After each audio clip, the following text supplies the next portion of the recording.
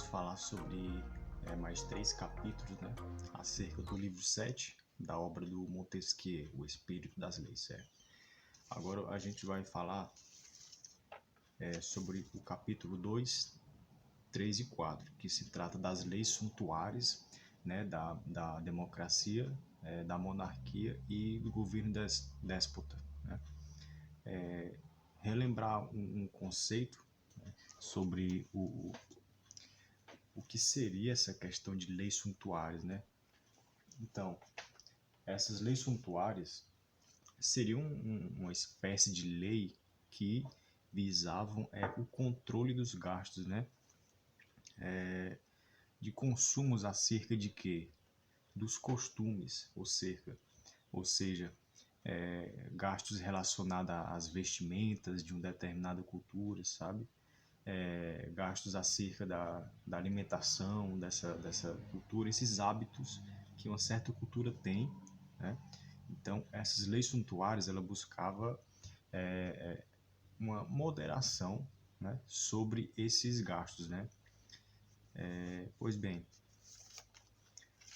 o capítulo 2, né, das leis suntuárias, Montesquieu vai iniciar dizendo o seguinte, que nas repúblicas, né, as riquezas são divididas igualmente e não pode haver luxo, né? Então, como eu já expliquei no primeiro vídeo, nessa questão de divisão, né, surge essa divisão igual, né, sobre as coisas para todos, para que haja uma igualdade, né? Então ele diz que na República existe essa riqueza dividida em partes iguais para todos, para que não haja um luxo, né?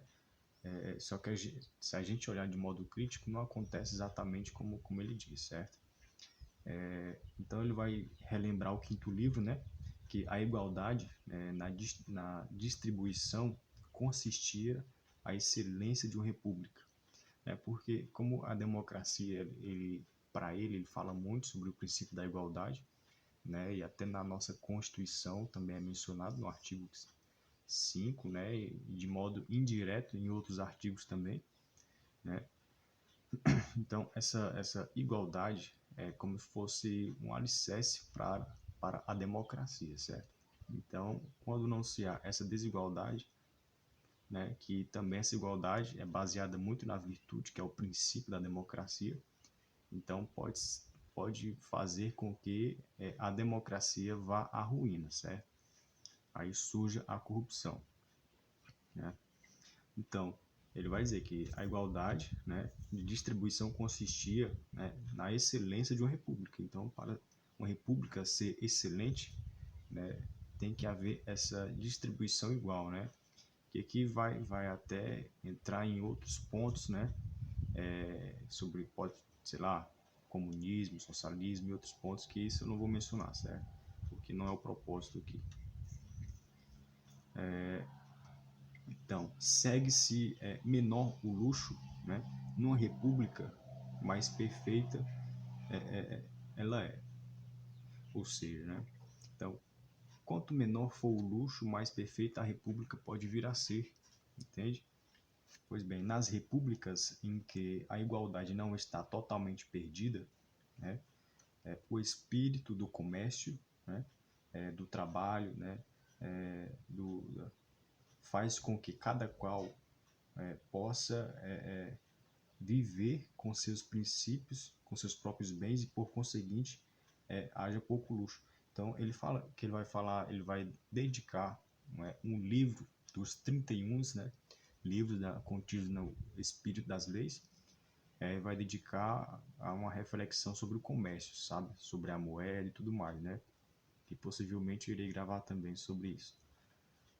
Então, quando há esse espírito de comércio, né? Esse espírito de comércio relacionado a um espírito da lei também, ele tende a visar isso, né? Essa questão de igualdade, né?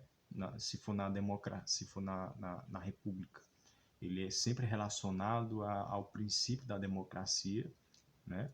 Que é a virtude. Então esse espírito de comércio, ele é relacionado à igualdade e outros princípios, né, que tende a fazer a democracia subsistir, né? Então, Montesquieu vai continuando aqui. Montesquieu vai dizer: à medida que se estabelece o luxo numa república, né, as mentes voltam-se para o interesse particular. Então, à medida que estabelece o luxo numa república, ou seja, vamos supor que ele mesmo diz, né, quando as terras são divididas em partes iguais para todos, para que vise uma igualdade, né?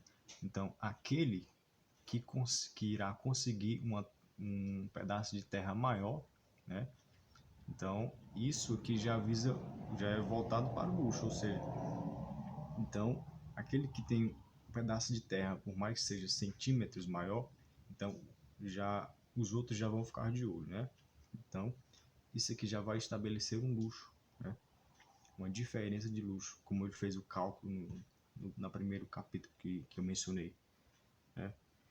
Então, Montesquieu vai dizer o seguinte, que para as pessoas a quem nada falta, além do necessário, só resta desejar a glória da pátria, né? E a sua própria, né? Então, essas divisões de terras, né, que tentam colocar a medida para cada um, para visar a igualdade, né, para que isso seja o necessário para a sua subsistência, né, naquela comunidade, naquela nação, país, tudo mais, território, né? Então, se esse pedaço de terra não é necessário, então já vai surgir outra coisa. O que seria, né? Então, ele vai dizer, ó, quando essa parte de igualdade, né, não é necessária, né? Então, a alma corrompida pelo luxo tem muitos outros desejos e logo se torna inimigo das leis que a incomodam, entende? Então, aquela lei que visa a igualdade, né, essa pessoa pode até se voltar contra essa própria lei, né, porque ela tem esse desejo de conseguir um pouco mais, né, que mencionou, aquele que não deseja, aquele que deseja um pouco, depois vai desejar um pouco mais, depois muito, né, e isso vai tornar uma coisa constante.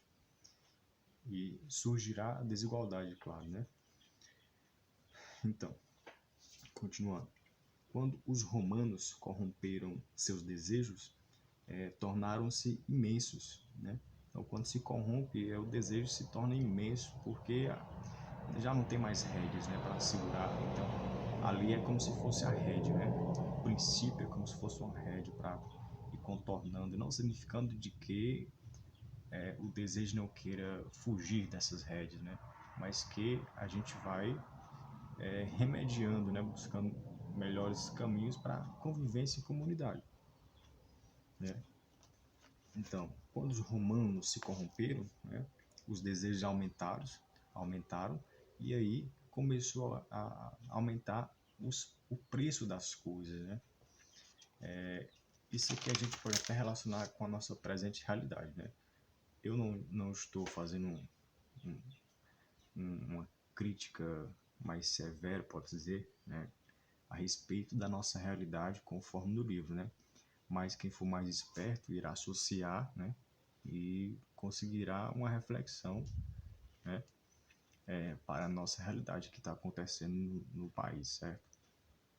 Pois bem, o capítulo 3, que já se trata das leis suntuárias da aristocracia, Montesquieu vai dizer o quê? Lembrando que o princípio da aristocracia ainda é a virtude, né? A virtude é o princípio da república. E a república, para Montesquieu, se divide em democracia e aristocracia, né? E um outro governo é o que? A monarquia, e o outro é o despotismo, né? É sempre bom, eu gosto sempre de estar relembrando, para que a gente não se perca quando se falar em princípio de um determinado governo, né? Então, o princípio da república é a virtude, o princípio da monarquia é a honra, e o princípio do despotismo é o terror, né? A educação nesses tipos de governos é voltado para desenvolver esse princípio específico em cada tipo de governo, nesses, né? Então, as leis suntuárias, na aristocracia, como eram essas leis que visavam a moderação dos gastos acerca dos costumes desse. Você pode imaginar como é uma aristocracia, né? Você pode até ver filmes, séries que vai tratar muito disso, como era as vestimentas, como eram os costumes daqueles que dos séculos passados, né? Sei lá, século 17, 18, né?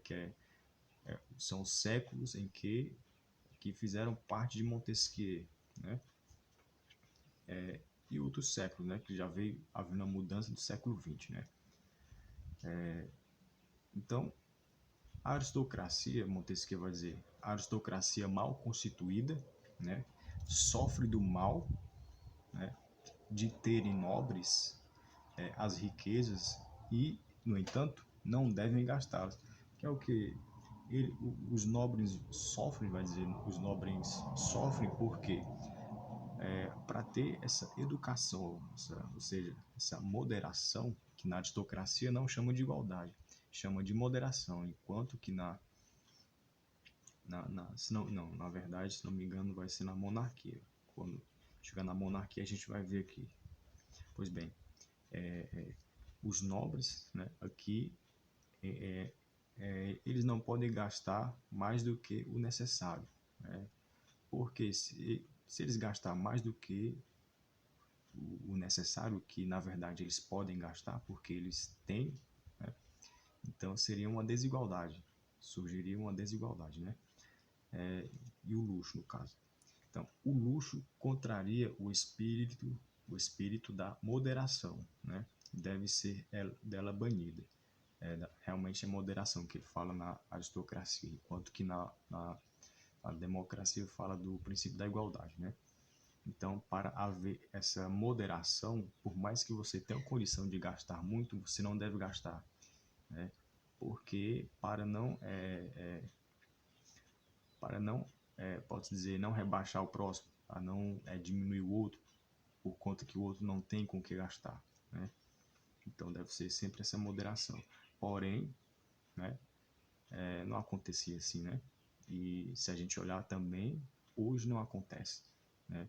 Não deve se deixar ter uma visão crítica, né? Pois bem, continuando. Lá apenas gente muito pobre que não pode receber e gente muito rica que não pode gastar, entende?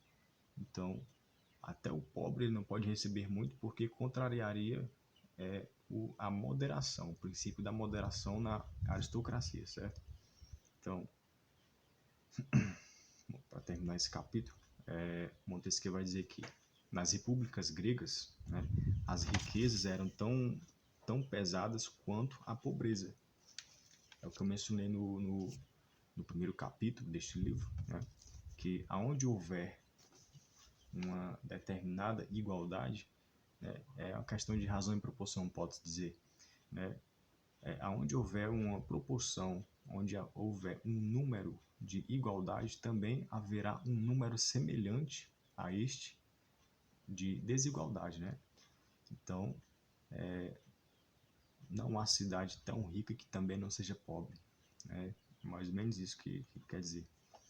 Então, o capítulo 4, que se trata das leis suntuárias da monarquia, né? Então, o luxo é especialmente adquirido, né, adequado às monarquias, especialmente adequado às monarquias, e que nelas não deve haver leis suntuárias. Então aqui já não deve ter essa lei que controla o comércio, relacionado ao comércio e tudo mais. A Constituição aqui, né, são divididas desigualmente, né, e é forçoso que haja luxo. Então aqui é uma coisa tranquila haver luxo, né?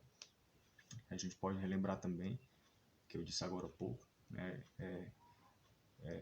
os determinados lugares em que o governo, o tipo de governo nesses lugares era a monarquia, né?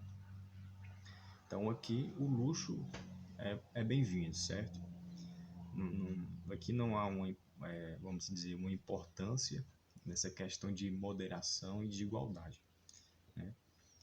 Então, se os ricos, Montesquieu vai dizer, se os ricos não gastarem muito, os pobres morrerão de fome. Consegue entender? Então, se o rico gasta muito, saciará a fome do pobre, né? Então, aqui eles devem gastar na proporcionalidade, né, da desigualdade das riquezas, né?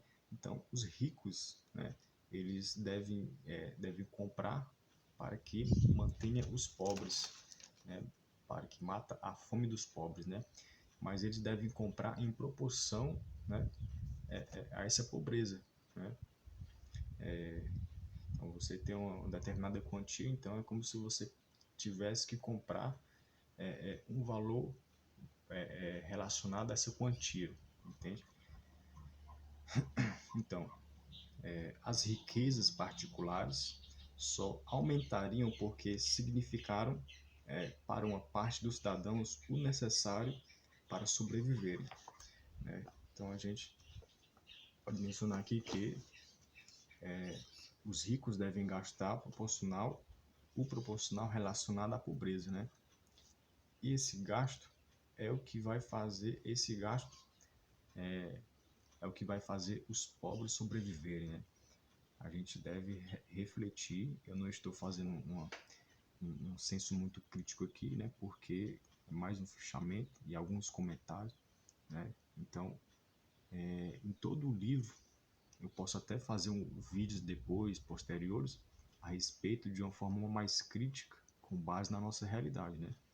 Então, a gente olhar os ricos, né, e uma elite hoje, né, e olhar o outro lado, a pobreza, né, e ver, colocar uma balança, o que é que vai pesar mais, certo? Então, continuando, Montesquieu vai dizer que para que o Estado se sustente, o luxo deve ir crescendo do lavrador ao artesão, ao comerciante, aos nobres magistrados, né, aos grãos-senhores, né, os principais financistas e aos príncipes. Uma escala, certo? Então, tenta lembrar da pirâmide, né? A pirâmide em que, vamos lá, existe lá o soberano, daí vem o clero, né? Então, chega até a classe mais baixa, né? Classe A, B e C, como a gente vê hoje, certo? Então, o luxo é necessário na monarquia, que vai mencionar, é necessário na monarquia, né? E também nos estados despóticos, né? Na monarquia, ele vai dizer, é necessário porque é um uso que se faz da liberdade de que o seu gozo, né? Ou seja, ele gasta, né, para atender os seus caprichos, né? Mas aqui ainda, lembrando que aqui existe leis ainda, certo? Já no estado despótico, em que não há leis, né? Então, existe um abuso que se faz das vantagens da servidão, né? Quando um escravo escolhido pelo amo para tiranizar os outros escravos, né? Incerto quanto ao futuro da sorte de cada dia, né? Tem como a única felicidade satisfazer o orgulho, desejos e as volúpias de cada dia, entende? Então, aqui vamos dizer, a exploração, né? Não significando que na monarquia não houvesse exploração, certo?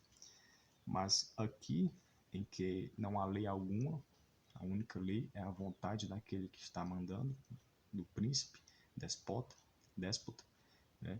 Então, por fim, né?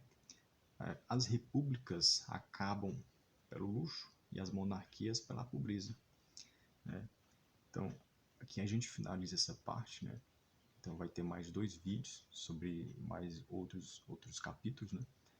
Então, pessoal, quem gostou aí, se inscreve aí, comenta aí, sugestões, pode ficar à vontade, tá bom? Então até a próxima, pessoal.